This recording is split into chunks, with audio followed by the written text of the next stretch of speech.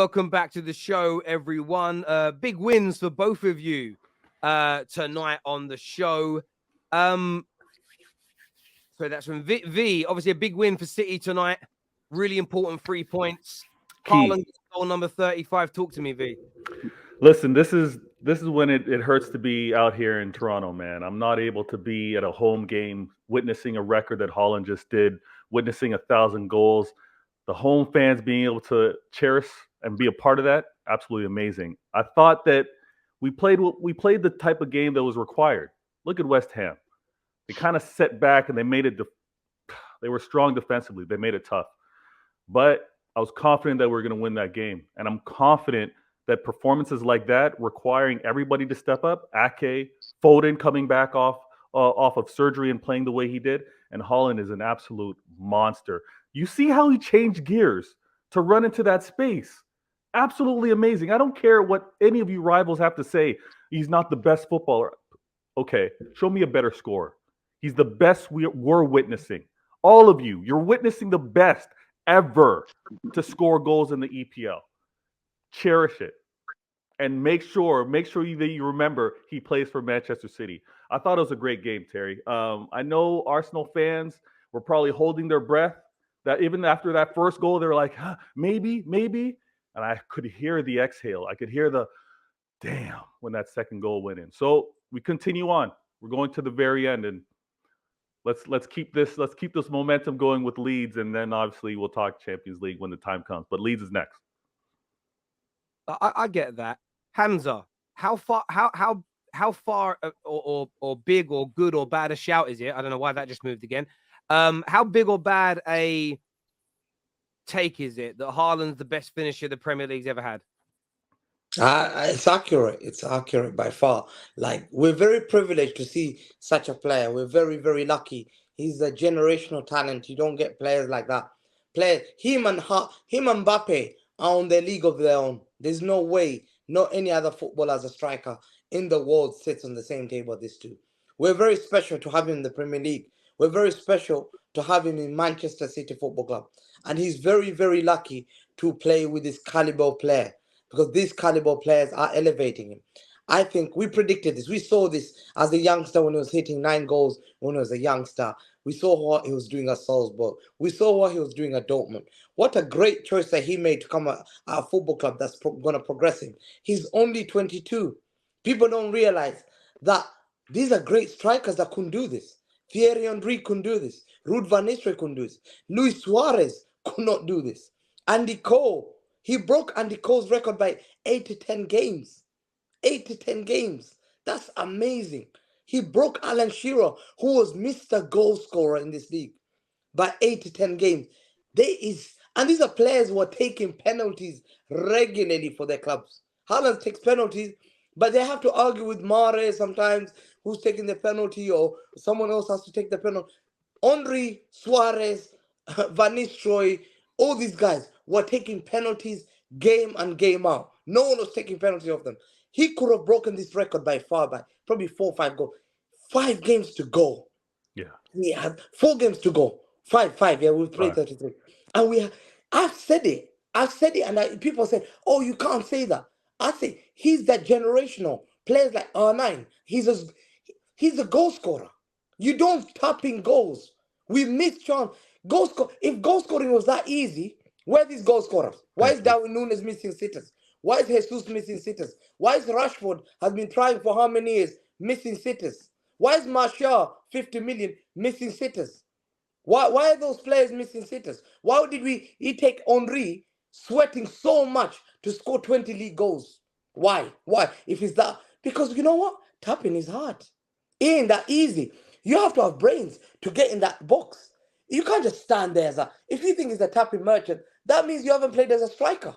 You have never played as a striker. You need to make that run and beat that offside. You need to be that clever. I think for him to be that clever, he's as good as Maldini being as clever as a left back and not making rash tackles. Professor. To be there.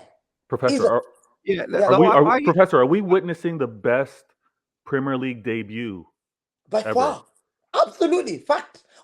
First season by Drogba. Didier Drogba. scored like around 10 goals in the Premier. He was struggling. First season, but Thierry Henry was scoring 15 or 16 Premier League goals. He has surpassed that by 20, and the season's not even done. He's only 22. Remember, he's only 22. It's gonna get better. That's how talented. I want to ask the rivals on this. Don, who's like, we are going to come to Liverpool a bit later in the show, but Don, from your perspective, like, how good, not all bad, but how good is Haaland's debut season? And I know he's only been here a year, but where do you see him ranking in terms of overall finishes this league's ever had? I've never seen a better debut season. That's why I'm here today, because I had to pay homage, man. I had to pay homage. For you to come in your first season and break a long-standing record that's been in the league before I was even born. I was born in 97. So I wasn't around when Shearer broke that record. So for him to do that in his first season is ridiculous. It's absolutely ridiculous, man. We've seen strikers like Henry in this league. We've seen Suarez. We've seen Aguero. We've seen Drogba. We've seen Torres. I can keep going. And this guy's done it at 22 in his first season.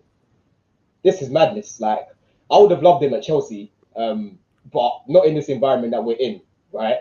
But it's, for me, the only thing that I'd say is I wish you had a bigger fan base, because he deserves better than what he got today, man. He deserves better than what he got today. Because when he had the Guard of Honor, the stadium was half empty. That's the only thing that I'll say with Man City. Because, yeah, it's great he's doing it in our league, but it would have been better to see him do it at a bigger club. I'll be real with you. But apart from that, he's amazing, man. He's amazing.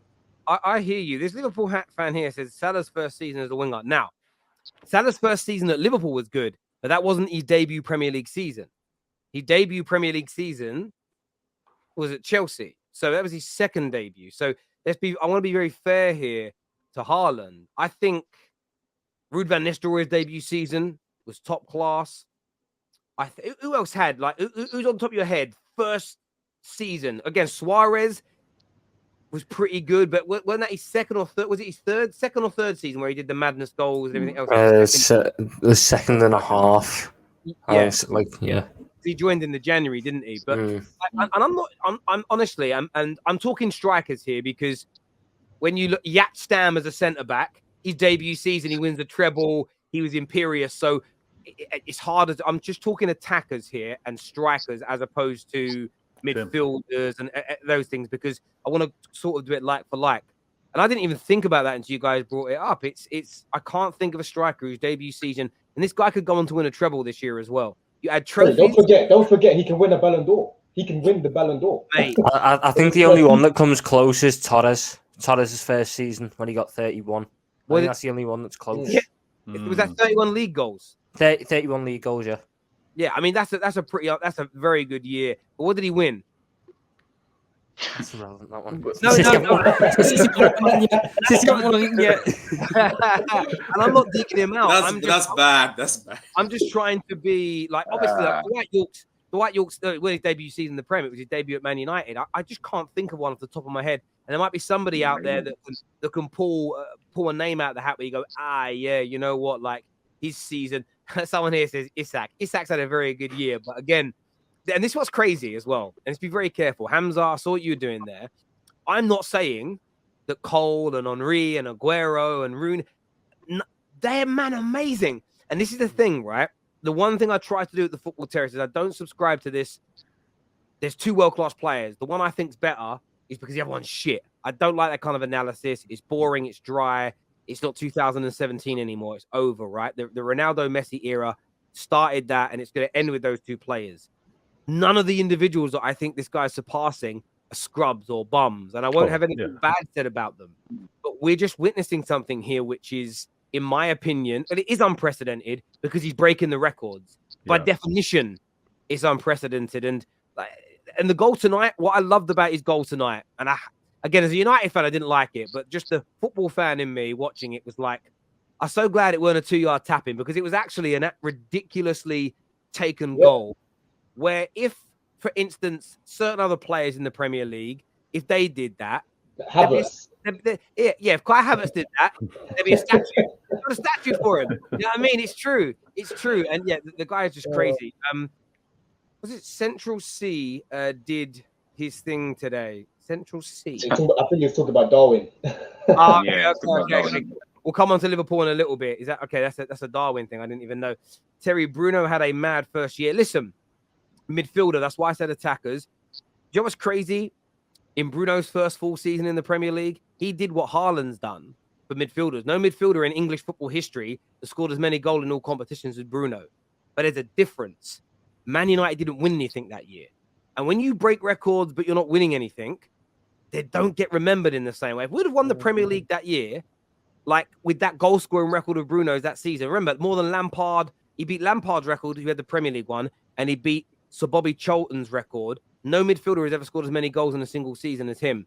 But when you're not winning those medals, it just don't hit as hard, which is what the irony in it is this. It's why when people say to me, you can't use trophies as a personal accolade, then why hasn't Bruno's season been crowned as the greatest midfield season of all time?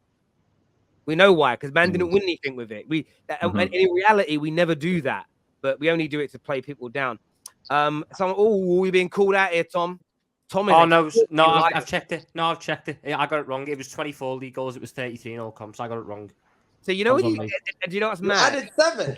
Yeah, do you know what? Right? No, because I went by his all comps. I went by his all comps. Misapplied the number. It was a little mistake. But do you know this is what's crazy? That debut season of Torres's was a madness. He was amazing. Haaland scored 20 more goals than him. That's what's crazy. That's why I keep saying to people, I'm not overplaying this. You think about all the greatest debut seasons. He might double some of them. He could get 60 goals by the end of the year. The thing is though, Terry, the reason with me, like as much as I'm a Chelsea fan, I'm a football man, yeah. And when I saw Rory Jennings saying what he was saying about Haaland before he came to the league, I just ignored what he was saying. But there's a lot of people. There's actually a lot of people that believe what he was saying and had the same thoughts around Haaland and what he would do in the Prem. But the guy's done it wherever he's gone. Like, if you're good enough, it don't matter what league you play in. This guy is generational, like Mo said. He's generational. So I'm just happy I'm witnessing it in our league. That's the main thing. And another thing, the thing that's going to be missed. It's not going to be thought about. But Pep has taken Haaland off after a hat trick 60 minutes into a game. It's not like he's been scoring these goals late 90th minute stack padding. Like Pep has actually taken them off. So, man, sky's the limit for him. How many has he got this season in the Prem? Is it 4? How many hat tricks? He had 3 hat tricks at home in a row, and I think he's had 4 hat tricks for the entire season. Yeah, he's had like 6 or 7. But you know the funny thing I wanted to say is we've got so much delusional fans. Here, you can put Hunter on the main. Before he came on to this to the Premier League, people say, "Oh, Pep can't play with a number 9." I said, David Villa was a striker, Valencia. No, he was not. He was a winger. No, but Haaland is a Bundesliga merchant. You can't. It's Bundesliga player. I was thinking, are you serious? No, look at Darwin Núñez when he missed the chance against Liverpool in the Charity Shield. Liverpool fans were like, "Oh my God, look what he's doing." People laughed at this guy. And you need to apologize and just say, listen, you all got it wrong. And it's sad to see that for you guys to see a rival like City to have that player, you must be jealous. Well, we had this conversation with Big Steve earlier, and this is the great thing here. It says Haaland's best attribute is anticipation. Again, reading of the game is an attribute. Anticipation, reading of the game. It's hard to equate a particular stat to that. That's where the eye test comes in. And the fact that he's nearly always in the right place at the right time, more regularly than anybody else in the world right now as a striker, it's just an unprecedented, alien-like ability to read the game. The guy is reading Latin in brow with no hands. Like, I don't know how the hell he's doing it. It's absolutely crazy. But we were speaking about this earlier. Like, Man United have been linked today with Kylian Mbappe. We're linked to Haaland as well. And if we're going to win the league next year, we're going to need a player like that. And look, Mbappe might... I don't think Mbappe is as far-fetched as people think it is if we get the Qatari owners, because there's already a connection and the money's there. But I was listening to Gary Neville tonight, and he basically just said this is the difference between City now and in recent years, that you could be sitting deep with the ball, but within 3 or 4 seconds, you've scored a goal. You didn't have players that could do that. And I think teams have got to respond in kind. And Liverpool have that when they're purring with Mo Salah. Mo Salah can do that. Every team needs it. Rashford can do it to a degree at Man United, but not on Haaland's level of finishing. So that's why you've got to look at an Osimhen, a Harry Kane, if we could do it. And I don't think Mbappe will happen, but that's what you've got to aim for, because you've got to fight fire with fire. When Barca and Real Madrid were going up against each other, if one of the teams didn't have Messi or Ronaldo, there wouldn't have been a competition between the two sides, because the goal-scoring prowess of each of those players would have taken them far beyond the other team. Yeah. If Messi had left and gone PSG 15 years ago, or Ronaldo had stayed at United, there wouldn't have been a race between those two clubs. Yeah. It would have been the other one dominating. And I think teams have got to respond to this guy by going out and trying to, they've got to get some goals, some more goals in there. And that's why I was asking Jess yesterday, Terry, about Jesus, if he thinks they can win the league with him, because he's not clinical enough for me. I don't think they will win the league with Jesus. I know I'm taking it away from Man City today, but it's a good point that you make. We're up against Haaland right now. Every team needs a clinical striker if we're going to close that gap. So this is where we're at, man. And United, I don't understand why when I'm talking to a lot of United fans, and sometimes you're trying to, like, I know that I'm a City fan, but sometimes you're talking to United fans and you're like, I think the best thing for you to look at right now would be Kane. And some people say, no, he's 28 years old, we don't want him. I was like, Kane would walk into that team of yours and change a lot of things. I don't get why people reject Kane. Yes, he never came to City, and maybe we could have never seen this amazing thing of Haaland. It's destiny. But imagine Kane at United in the team you have, just with a few players you've bought. I think he changes that team. I don't see Kane going to this Madrid or Bayern. I think he wants to stay in England and break more records. But I don't know if you guys, what do you think about Kane at United? Man United fans are a weird bunch at times. There's a lot of like personal ideology in terms of this is how I see football and how it should be played. And there's no kind of gray area for people. I don't like Kane. I want a faster player. Man United fans, when Zlatan signed, he scored 27 goals in his debut season for us. But Man United fans said he took us backwards because he was too slow and we couldn't attack with as much speed. We then struggled for years after when he left because we didn't have a prolific striker. It's uneducated football opinions that's been derived from playing too much FIFA. Well, we all know on FIFA, if you're a half-decent player, fill your team full of pace and you win. You know what I mean? But I always remember, you buy players on FIFA or get players on FIFA that in real life had wicked passing ability. If they were slow on the game, there's no point having them. And exactly. I don't know what it's like now. It's when I played it 3 or 4 years ago. And people's football opinions, honestly, are too stemmed in computer games. Everyone's got to have power and pace along with their skill, and it's great to have that. Harry Kane changes Man United. So did Mbappe. So did Osimhen. But yeah, I hear you guys.